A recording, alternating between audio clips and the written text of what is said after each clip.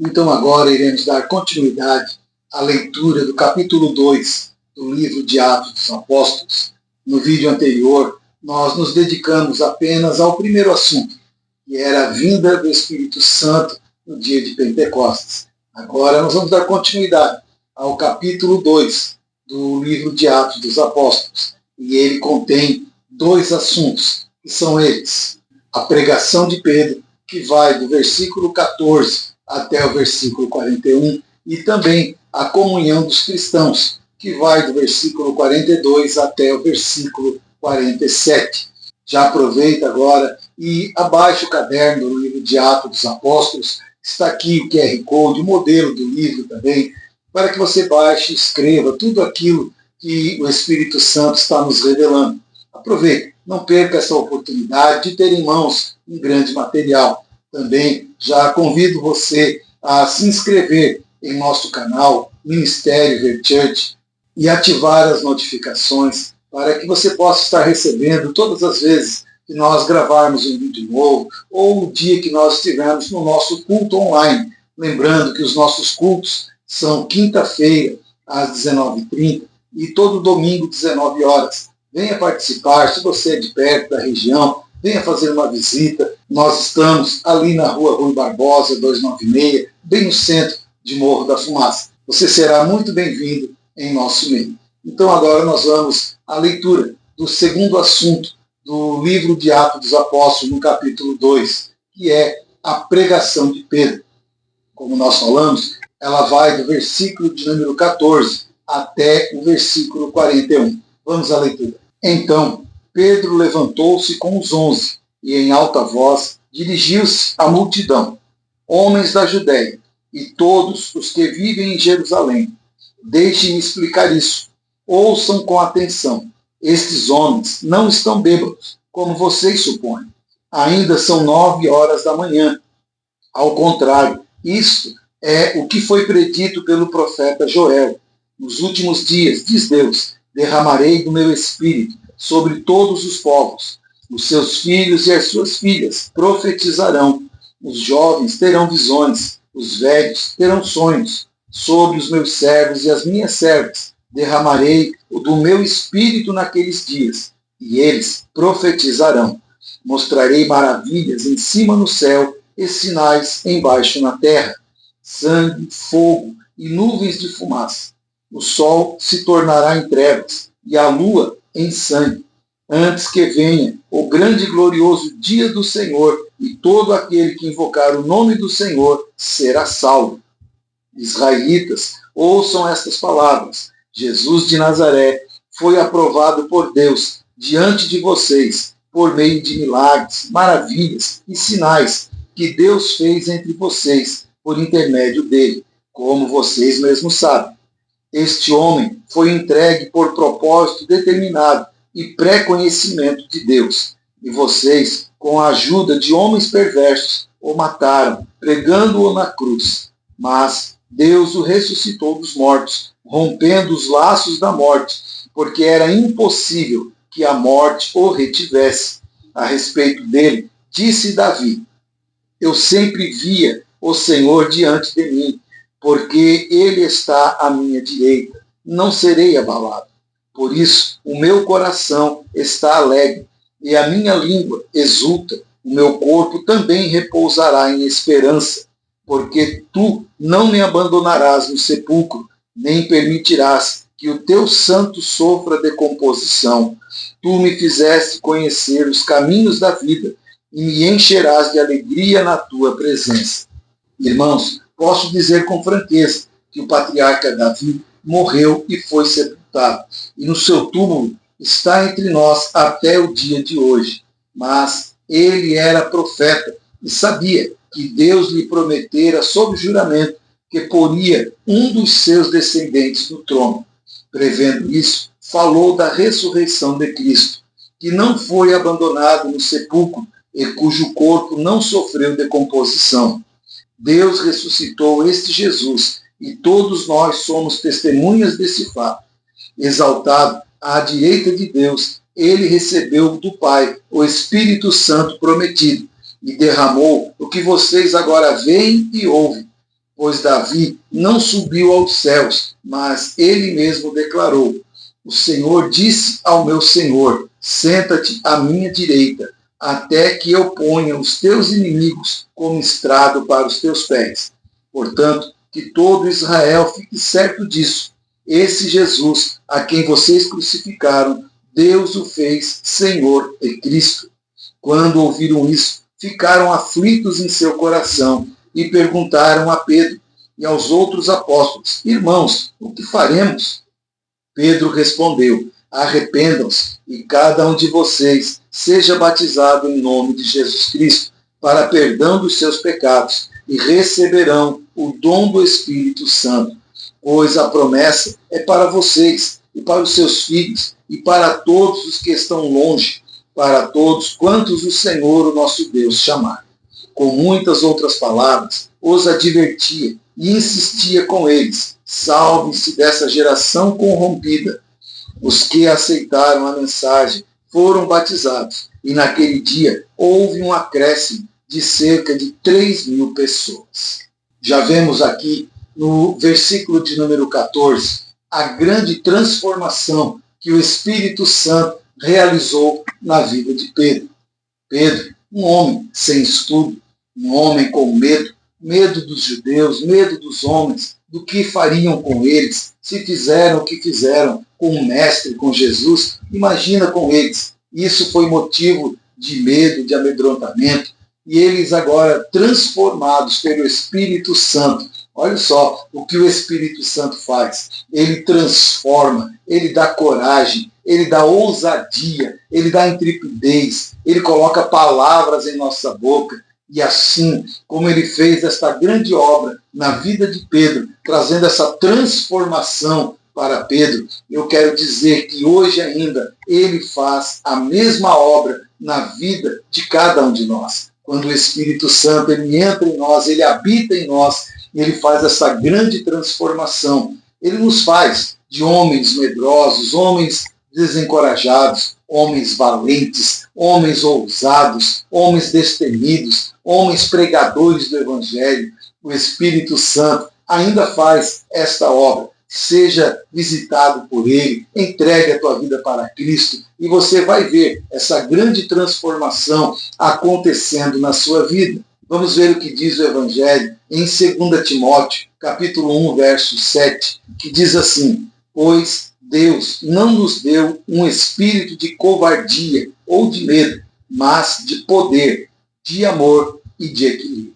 Então, o Espírito Santo, ao entrar na vida de alguém, ele preenche essa pessoa com esse espírito de poder, de amor e de moderação. Se ele nos desse só o poder, nós usaríamos esse poder de forma errada. Por isso, na sua onisciência, Deus coloca poder, mas junto com esse poder, ele coloca amor para nós usarmos o poder com sabedoria e também nos coloca o equilíbrio para que nós possamos ser equilibrados nesse usar o poder de Deus. Então agora Pedro, transformado pelo Espírito Santo, ele faz a sua primeira pregação sem a presença de Jesus. E nessa primeira pregação, diz a Bíblia que o resultado dela é a conversão de 3.000 almas. 3.000 pessoas se converteram ao Evangelho por causa da ousadia, intrepidez, da sabedoria que o Espírito Santo deu a Pedro após Pedro receber o Espírito Santo. Eu vejo aqui no capítulo 2 o início do crescimento da igreja cristã. E esse crescimento, ele tem marcas bem claras, marcas bem definidas, que são elas. A comunhão, em primeiro lugar, eles eram unidos. Tem também o ensino dos apóstolos, que não é baseado em nada mais, nada menos do que os ensinos de Jesus, somente os ensinos de Jesus. Também tem a partilha de bens entre eles e, por último, a oração. São marcas bem claras do início do crescimento da Igreja de Cristo. O texto vai nos relatar aqui a reação daquele povo ao ouvir a mensagem, ao ouvir a palavra. Queridos, todas as vezes que nós ouvirmos a palavra de Deus, a própria palavra, ela vai gerar em nós reações. A palavra de Deus, sendo ministrada, ela vai exigir de nós uma resposta. Todas as vezes que você ouvir o Evangelho, esse Evangelho vai exigir de você uma resposta. Por isso, é importante nós estarmos atentos ao ouvirmos a palavra de Deus. Vamos ver o que diz os Salmos de número 119, verso 18. Abre os meus olhos para que eu veja as maravilhas da tua lei. Então o próprio salmista diz, abre os meus olhos, abre o meu entendimento, abre os meus ouvidos, abre o meu coração, para que eu possa ver as maravilhas da tua lei. Então a palavra de Deus, ela nos traz mensagens maravilhosas, mensagens que mudam, mensagens que transformam. E é preciso que nós venhamos abrir os nossos olhos, como diz o texto, abra os meus olhos, ou seja, que eu possa entender a grandeza da palavra de Deus. A maneira como recebemos a palavra são basicamente duas maneiras que nós reagimos ao ouvir a palavra de Deus. A primeira maneira é a aceitação obediente. É quando eu ouço a palavra, eu aceito ela e obedeço. Essa primeira aceitação, ela vai gerar em nós uma fé e uma transformação. Quando eu ouço a palavra, eu aceito a palavra, obedeço a palavra, vai gerar em mim uma grande fé e também esta fé vai fazer uma grande transformação na minha caminhada. A segunda maneira é a rejeição e a indiferença. Quantas pessoas têm ouvido o Evangelho e têm rejeitado a palavra de Deus? Têm rejeitado, não têm crido, têm feito indiferença ao ouvir a palavra de Deus. Isso nos mostra, isso é um retrato, nos revela como está o coração dessa pessoa. Lembra a parábola do semeador? É a maneira como está o coração. Muitas vezes no meio da estrada, à beira do caminho, outras vezes é o solo pedregoso ou o solo com espinhos. E ouvindo a palavra, eles rejeitam e se fazem indiferentes, como se a palavra não tivesse nada a ver com essas pessoas. Mas diferente dessas pessoas que rejeitam e fazem diferença, no versículo 37, quando Pedro ele termina essa poderosa pregação, vamos ver a reação deste povo. Diz a palavra que quando ouviram isso, ficaram aflitos em seu coração. Ou seja, eles ouviram a palavra, entenderam a mensagem e viram que realmente eles tinham entregue Jesus Cristo à morte, o Filho de Deus. E isso trouxe para eles uma aflição no coração. Ou seja, eles receberam a palavra e entenderam a palavra e perguntaram para Pedro e para os discípulos, e agora, o que faremos? Essa tem sido uma grande pergunta. E agora, o que faremos? Quando João Batista chegou pregando o Evangelho, pregando o arrependimento, as pessoas vinham até ele, se batizavam e perguntavam, e agora, João Batista? O que vai ser da nossa vida? O que faremos?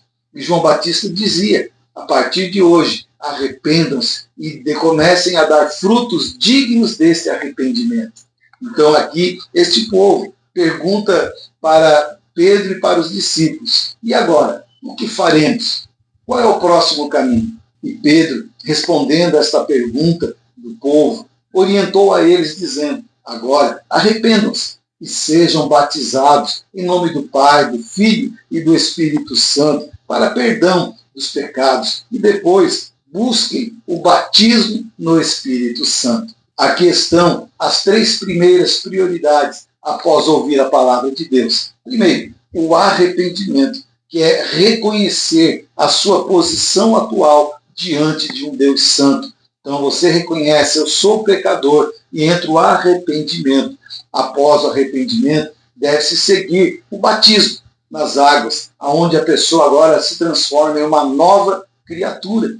A velha criatura morre e nasce um novo ser humano. Assim como foi dito a Nicodemos, quem não nascer da água e do Espírito não pode entrar no reino. Então, após o arrependimento, vem o batismo. E após o batismo, esse novo nascimento é a busca pelo Espírito Santo. É a pessoa buscar a capacitação, é buscar o revestimento com o Espírito Santo, é buscar o poder do Espírito Santo para a nova vida, para essa nova caminhada. Lembrando que no início dessa caminhada, o Espírito Santo ele é indispensável para nós nos permanecermos firmes na caminhada.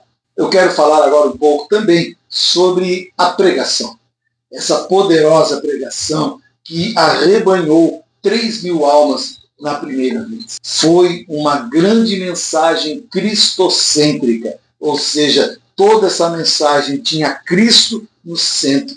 Diferente das mensagens que muitas vezes ouvimos hoje, onde em vez de ser cristocêntrica, Cristo no meio, é o homem no meio.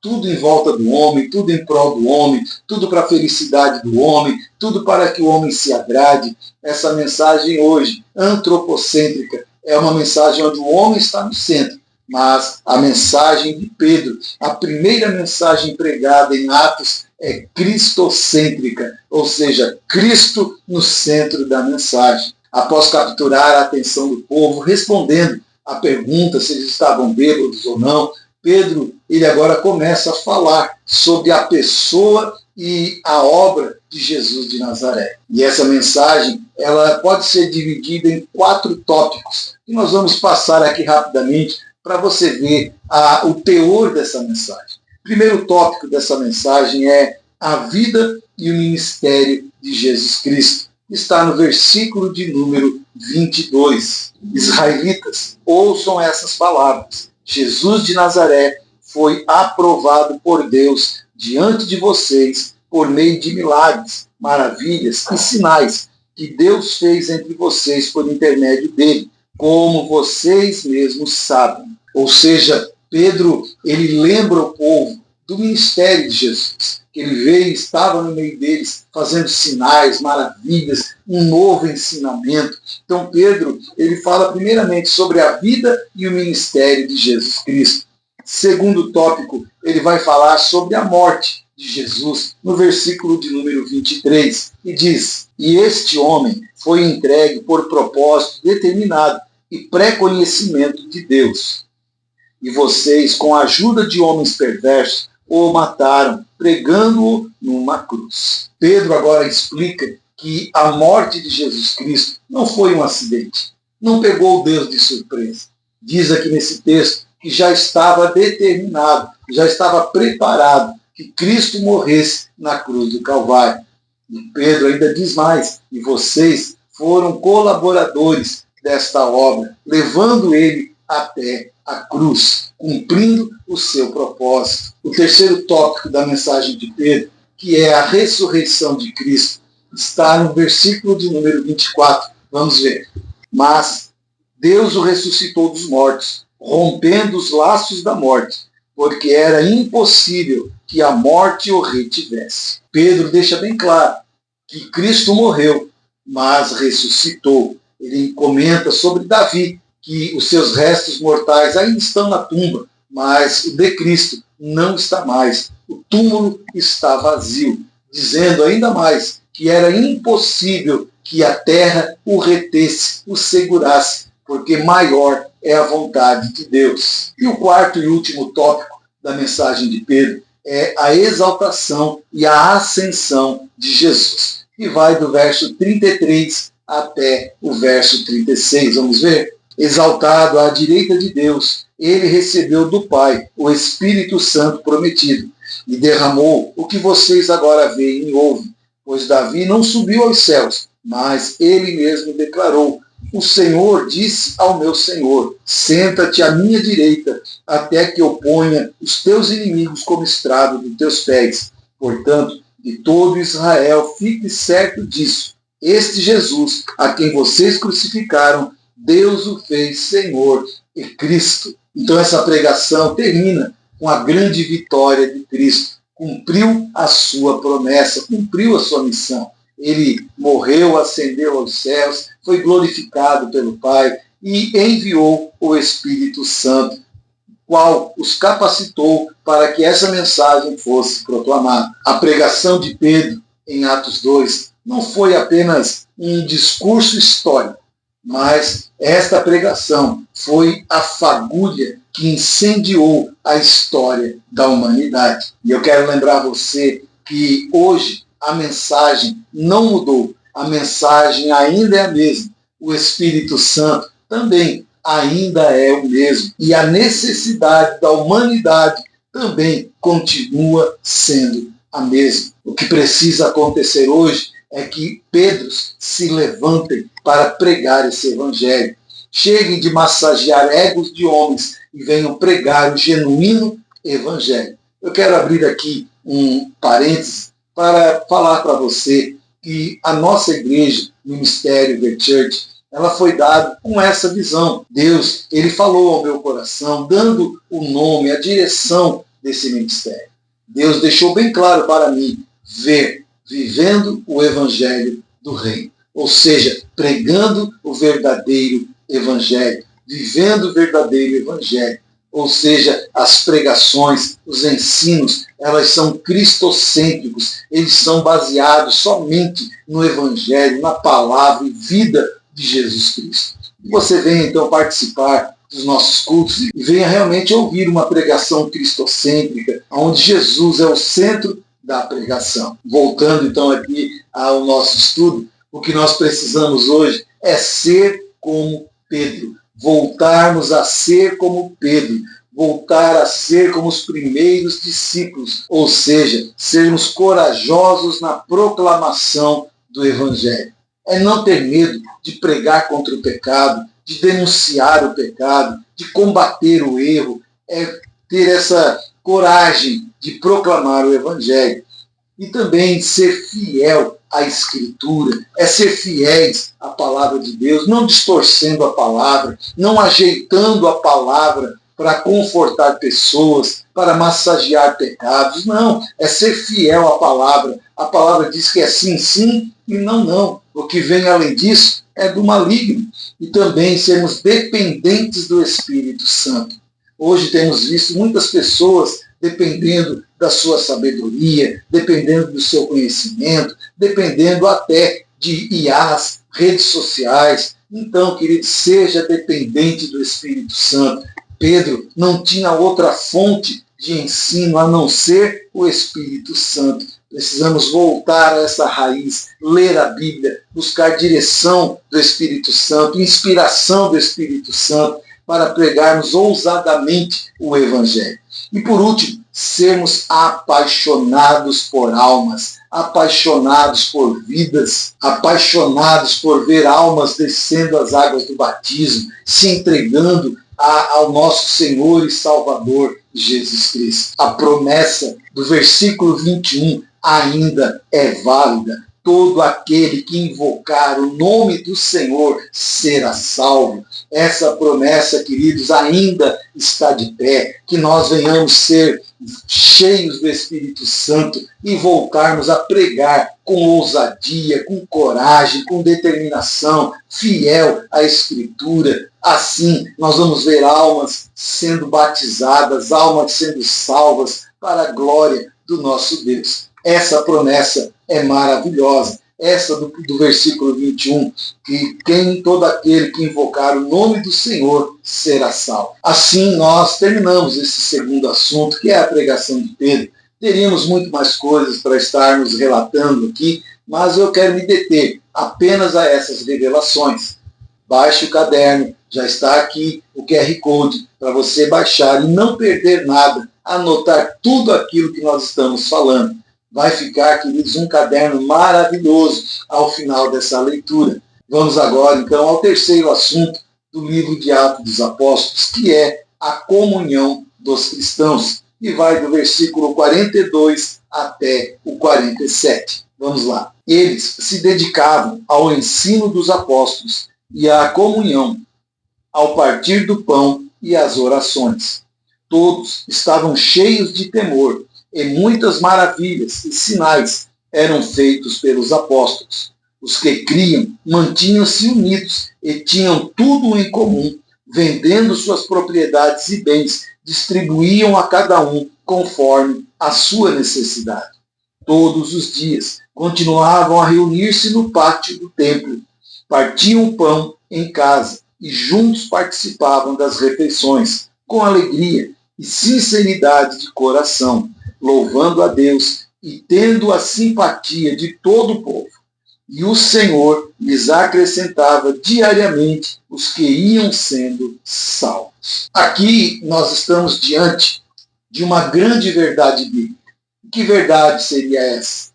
A vida da igreja atraía novos conversos. A vida da igreja, o dia a dia da igreja, o caminhar da igreja, ela atraía novos convertidos. Mas o que havia de diferente na vida diária dessa igreja? Vamos lá. Havia, primeiramente, comunhão. Eram unidos, unânimes. Amós 3,3 vai dizer: andarão dois juntos se não tiverem o mesmo pensamento.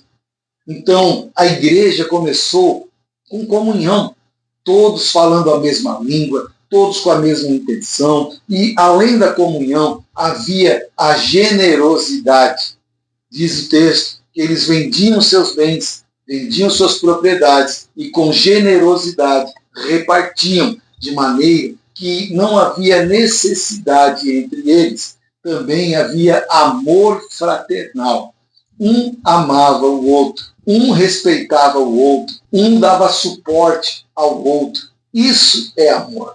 Essa era a maneira que a igreja começou, a maneira como eles viviam. E por último, esta igreja tinha uma fé prática. Eles não tinham uma fé só de palavras, eles colocavam as palavras em ação. Por isso essa igreja era diferenciada. Por isso essa igreja, ela crescia, atraía pessoas, como o próprio texto diz, e caía no agrado de todo o povo, porque eles viam que eles eram diferentes. Hoje, nós precisamos ser mais igreja, precisamos ser mais diferentes, precisamos chamar a atenção do povo. E, infelizmente, muitos estão chamando a atenção do povo, mas de maneira negativa. Hoje, quando falamos de cristãos, quando falamos de crentes, logo vem uma imagem negativa, logo vem uma imagem que deturpa totalmente o que é ser um cristão. Mas nós, hoje, precisamos ser um bom exemplo para mudarmos esta visão. Assim como a igreja primitiva era bem vista aos olhos de todos, nós, hoje, precisamos, através do Espírito Santo, resgatarmos esta visão da nossa igreja. E o texto deixa bem claro que o próprio Senhor acrescentava à igreja.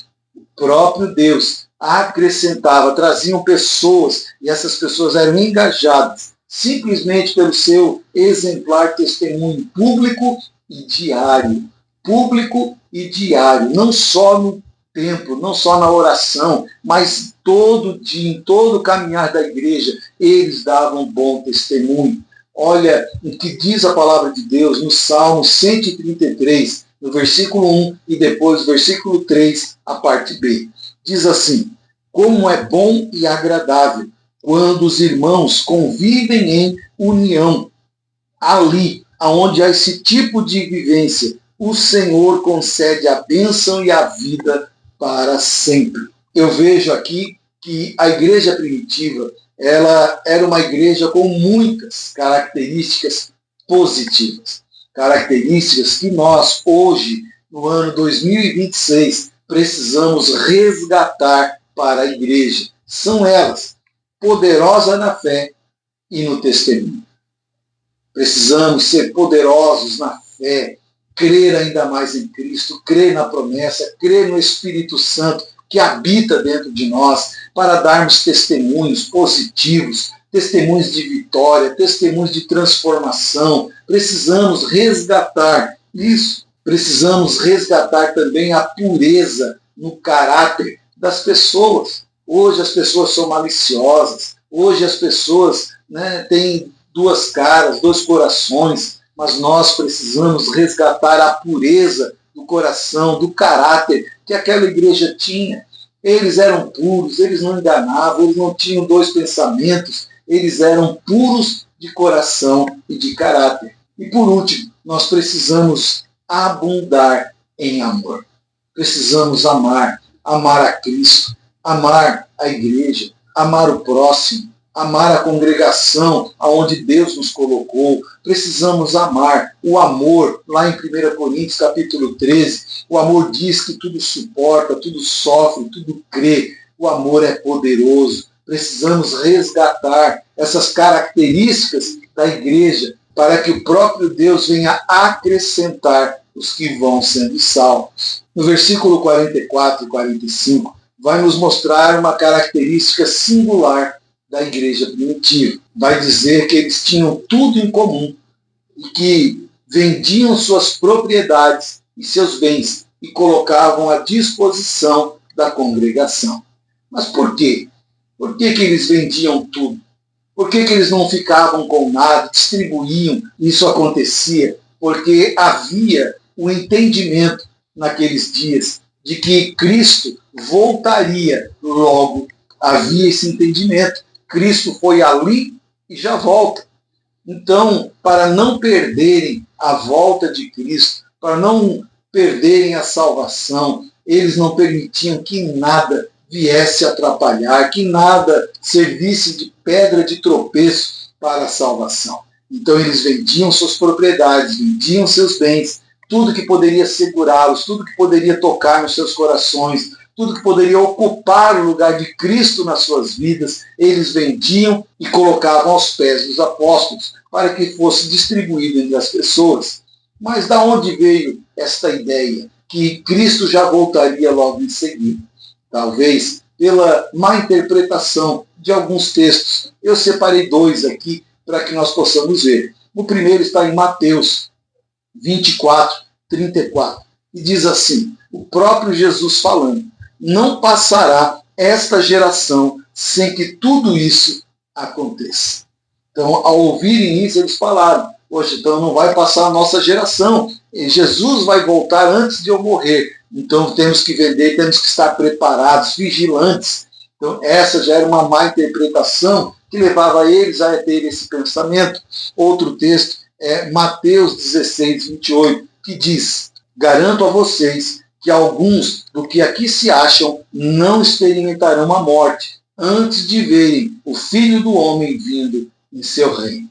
Então o próprio Jesus deixou declarações que, mal interpretadas, elas faziam entender que Cristo foi ali e já volta.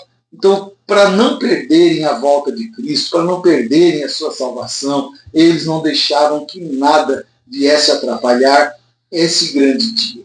Claro que nós sabemos hoje que não era aquela geração, que Jesus falava de uma geração futura, que não era naqueles dias. Mas é interessante nós anotarmos e prestarmos atenção na atitude, na reverência, no temor, para não perder a salvação.